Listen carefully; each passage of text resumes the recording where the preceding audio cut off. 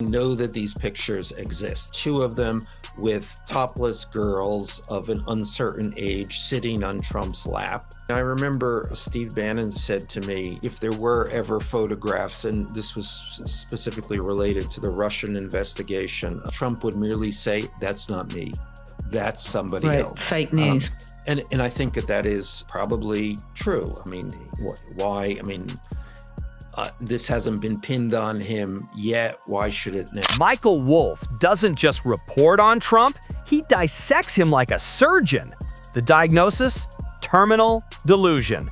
The president has turned politics into a circus where the clowns are underpaid, the ringmaster forgets the script, and the audience can't tell if it's satire or a national emergency.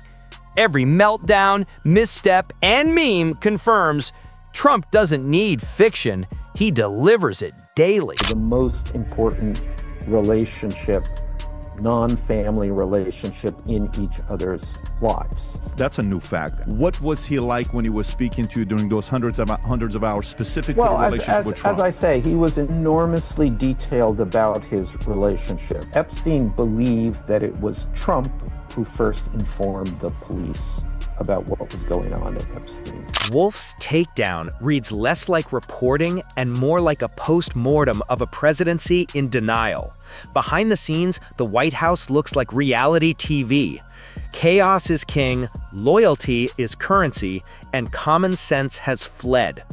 Every meeting, every decision, every debate feels staged for drama, with a cast allergic to competence. He has a problem here. He can't end the war in Ukraine. This is a big issue with him. And if he can't end that war as he promised, then his alternative is that issue has to go away. I don't want to hear about it. I don't want to talk about it. Did anyone think the king was talking down to the president tonight? That was not the impression I got. The king is incredibly skilled at having these conversations, and he will know what is going to happen tomorrow. It was a very pointed rebuke. Wolff slices through the chaos to reveal a leader obsessed with attention, mistaking scandal for strategy. Trump runs politics like a late-night game show. Rules change mid-broadcast, prizes are confusion, and every policy seems improvised. The Constitution is a menu. Pick what's convenient, ignore the rest, and pretend dessert is law. He deserves all the credit for this because correcting Donald Trump is not something that anyone does. I don't think that the king meant it in that way, and he will have. What do you mean he didn't mean it in that way? It is. Let Penny Mordaunt finish. But understand this. It is. I mean, Michael, there's one person on this sofa who knows King Charles's mind, and that's Penny Mordaunt. There's one person who knows Donald Trump's mind on this sofa. Trump isn't a commander-in-chief. He's a performer in crisis. Image over substance. Governance is improv comedy with no script, no filter, and no exit strategy. The country's fate seems tied to the mood of his social media feed, while Wolff captures every disastrous moment as if filming a slow-motion train wreck.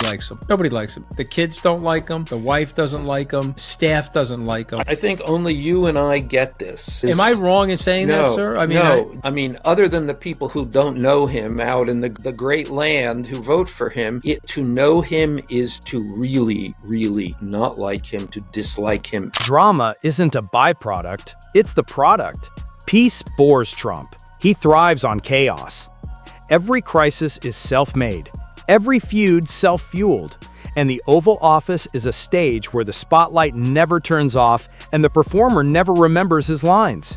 Wolff exposes a presidency addicted to conflict and incapable of quiet. Everything was amusing to Epstein, and so once we were there at his dining room table, and he brought out these snapshots, maybe a dozen of them, and they were of Donald Trump, and Donald Trump with a variety of the girls who frequented Epstein's house in. Wolff decodes the disorder. Trump's philosophy is survival through spectacle. Staff doesn't strategize, they interpret. The president reacts. Chaos does the work. Governance becomes improv theater with nuclear codes. Less a statesman, more a full-time influencer in the Oval Office. Each day is a dysfunctional sitcom episode. Crisis starts the day, pretending it's fine, ends it. What's in the tapes? Everything is in the tapes. I mean, these are about 100 hours of conversations with Jeffrey Epstein. So it's a kind of a life in the tapes. I mean, he talks about he talks about a full range of his interests, of the details of the people who are around him, of his point of view. You know, this is a wide open window into who this man was. And he talks about President Trump? He does, at great length. At great length. Gut over intellect. Grudges over policy. Wolff's analysis reads like performance art in dysfunction. Trump's inner circle is a fan club, not advisors. Loyalty and flattery replace facts. Press conferences are damage control. Policy announcements are plot twists, and the absurdity needs no exaggeration. Every interaction is reality TV masquerading as governance. To inhabit you in a way that is really, really toxic, which is one of the reasons, by the way, all of these people talk to me and continue to talk to me. You need an outlet when you feel that. Politics, you know, and these are people, you know, the bulk of them who have made political, or many of them who have made political careers. And in a way, they're used to people who are working for people who are extremely difficult. I think Trump surpasses that. Yeah, so I've never met anybody that likes him. And I talk to everybody as like you do, and they put up with him and they tolerate him and they work around him and they go into spiritual healing. But there's a high level of toxicity in his mix. Trump's worldview is a carnival mirror. Distorted, self-serving, entertaining. Every policy is personal. Every challenge a vendetta. He governs by mood, attacks by instinct, and celebrates chaos as proof of dominance. Wolff doesn't have to judge. The headlines do it for him. Controversy is currency, silence is death, and the nation is caught in a spectacle masquerading as leadership. As soon as the White House started to attack me, all of my appearances were canceled. So the executives who we confronted on this were pretty straightforward, saying, you know, we're in a new climate. And then they would blame the higher ups, the corporate overlords and superstructure who had weighed in on this. And so I have not done any television for this book. Now, I mean, the book is fine and, you know, it's on the Times bestseller list, but nevertheless. Trump's myth of genius collapses under scrutiny. The dealmaker is a master of confusion, turning negotiations into reality TV episodes. Domestic and foreign policy become reactive theater, with leaks and gossip replacing communication. Calm is suspicious, chaos is fuel.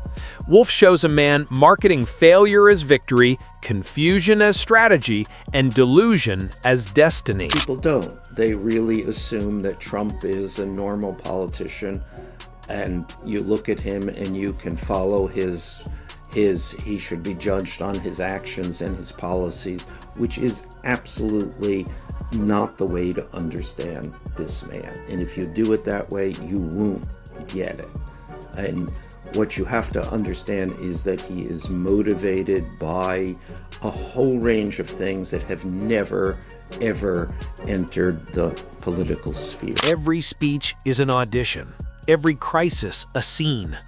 Leadership is a magic trick. Distract, deny, hope no one sees the strings. Wolff doesn't rage, he observes. Trump dominates conversation while dismantling his own authority. Enablers keep the cycle alive, monetizing disasters, juggling fire, and treating self-perception as reality. Comedy and horror coexist in every moment. Trump derangement syndrome, which we've both been accused of having by Stephen Chang, the White House press spokesperson. But you, as someone who's spent, as you say, 10 years studying this man, you appear relatively normal. I don't know. I can barely remember what I was like before Donald Trump. And more, and which is a dangerous thing, none of us in this country can remember what we were like before Donald Trump. Trump isn't a villain. He's a malfunctioning spectacle, blind to the wreckage, confident amid collapse, and thriving in disorder. Wolff portrays the White House as a dysfunctional corporation. Meetings are monologues, staff leaks to survive, and governance is self-promotion with nuclear stakes. Facts become enemies. Noise masquerades as strength, and illusion replaces accountability. Elon could have a whole team at Grok AI now just working on imagery, convincing imagery of Trump, and how would we know? Yeah, no, and listen, I have seen these pictures. I know that these pictures exist, and I can describe them. There are about a dozen of them. The ones I specifically remember is two of them with topless girls of an uncertain age sitting on Trump's lap, and then Trump standing there with a stain on the front of his pants, and 3 or 4 girls kind of bent over in laughter. They're topless too, pointing at Trump's pants. Every failure is someone else's fault. Every criticism a conspiracy. The presidency is theater, constant and exhausting. Trump plays himself, insists the world is the audience, and Wolff turns that delusion into comedy gold. No screaming, no exaggeration. Just a surgical, unflinching portrait of a man who mistook chaos for charisma, headlines for history, and noise for leadership.